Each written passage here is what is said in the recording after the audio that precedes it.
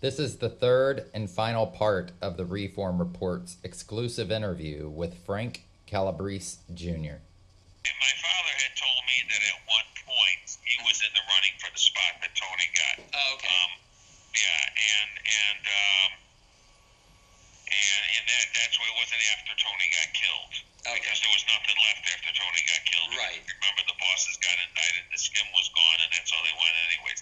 So no, it's actually going all the way back to the, I think he went out there in 71. So, 68, 69, 70, right in there. Right. My father was one of the guys that that they were looking at to possibly go out there. Right, which is a big deal, man. That was a big money maker for those the Kansas City, Chicago families, Right, right, and the fact is that Tony moved up fast. Tony was very smart. The mistake Tony made, was that his sole job was just to be out there and make sure that the skim's getting back okay, and there's no problems with doing what he has to do if there's anybody.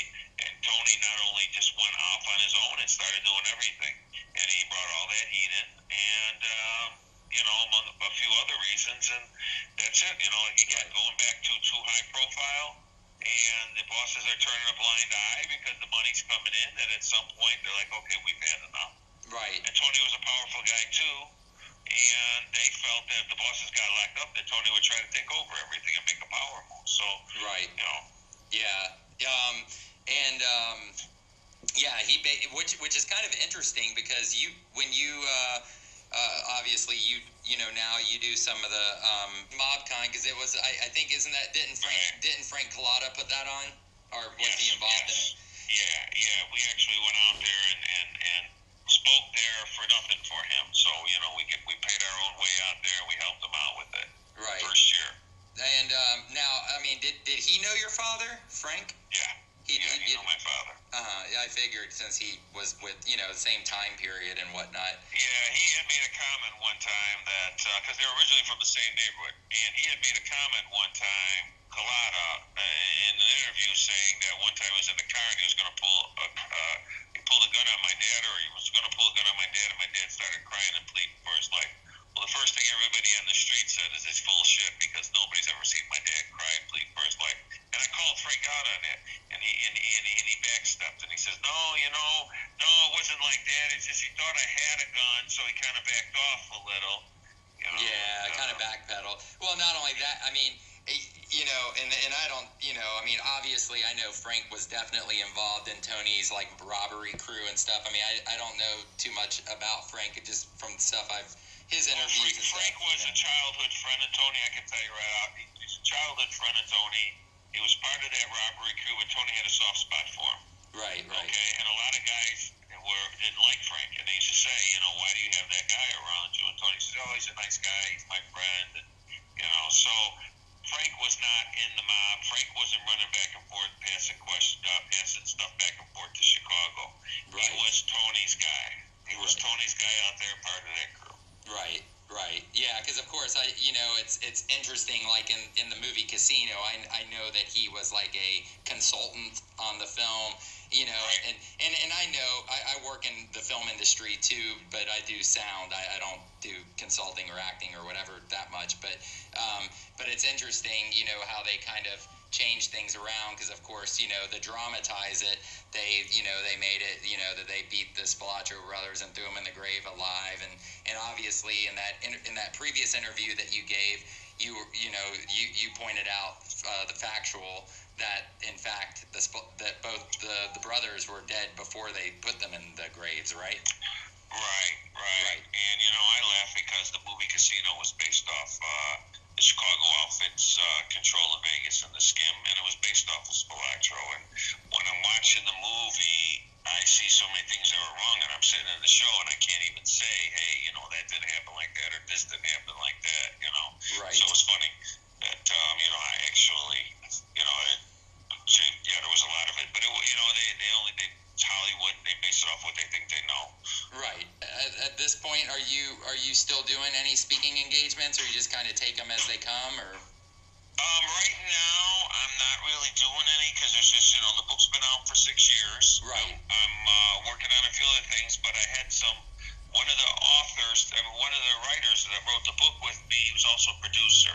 So at the beginning, he had put some stuff together, and we had gotten an option from a major studio, and he got sick and started to die. And while I was in that process, made a lot of promises and sold a lot of my rights that he didn't have, and then he died.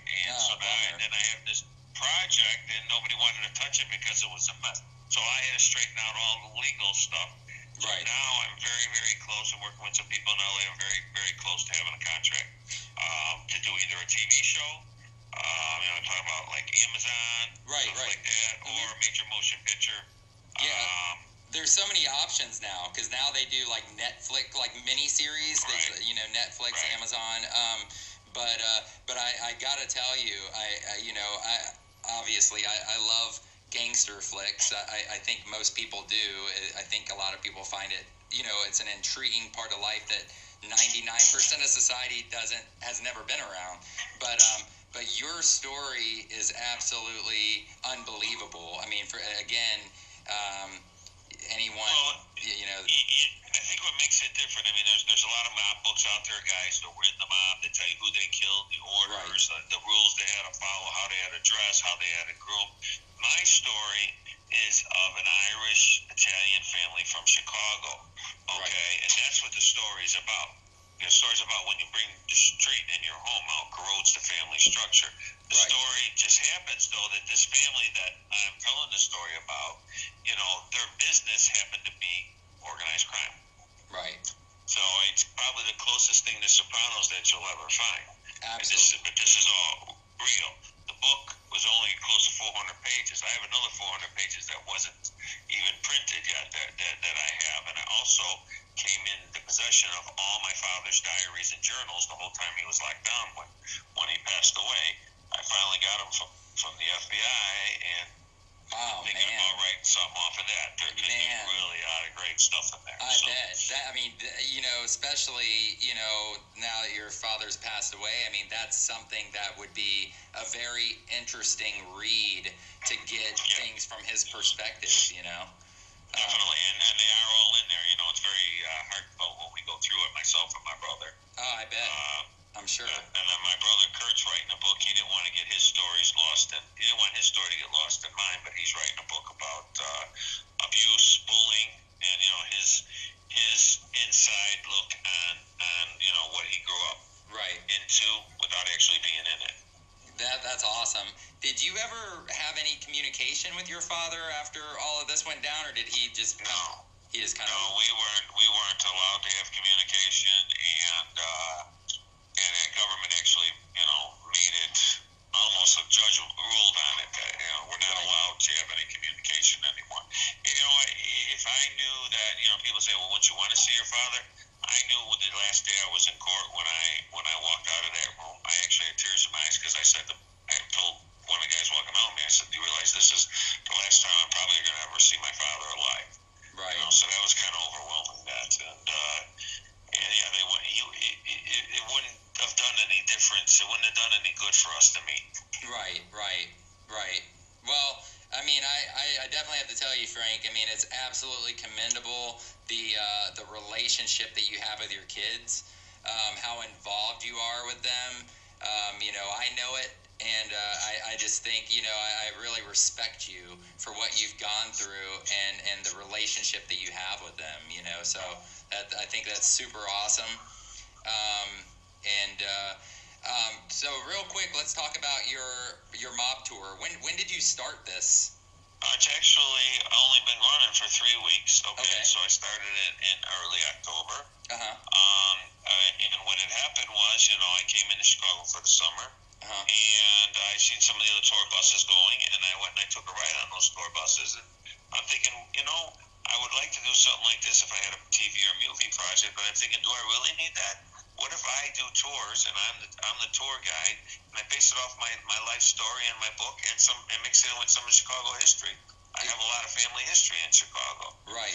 So I decided to do it, and then what I decided to do when I did decide to do that was I was like, okay, why am I doing this? Well, one, I'm promoting my story, which is a family story. Right. Two, I'm making some money. I want to make some money. And number three, I want other people to know that, that, you can change your life around. That, and also that, the mob's not as glorious as everybody seems it is. I want them to see that there's another side to it. Right. Not a romanticized version. Right. A Jimmy Stewart movie, or something. Exactly. Right. So, and just telling my story, and people are interested, and a lot of people come to the city. And then one of the restaurants I used to have, Bella Luna, they are working together with us. And so, you know what? When people come to Chicago, they hear, what do they hear? They hear Michael Jordan, Al Capone, and deep dish pizza. Well, they come Right. on my tour. You got two of the three done. So, with tourism, numbers going through the roof, and then Right. you have locals too that are interested. A lot of them have followed it.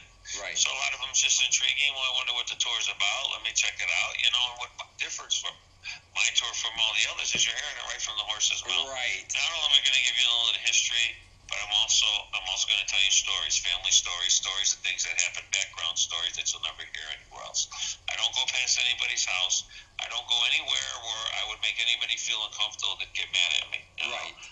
And I just try to do a respectable tour. I start from the bootlegger wars and bring it all up to modern day.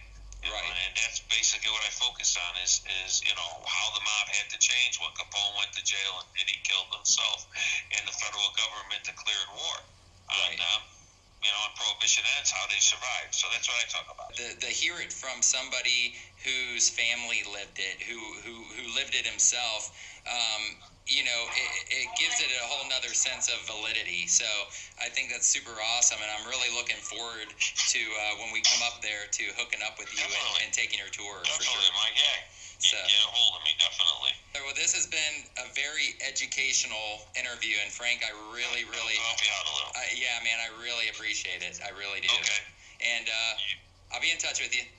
Okay, sounds good. All right, buddy. Take care. Thanks. Bye. Bye-bye.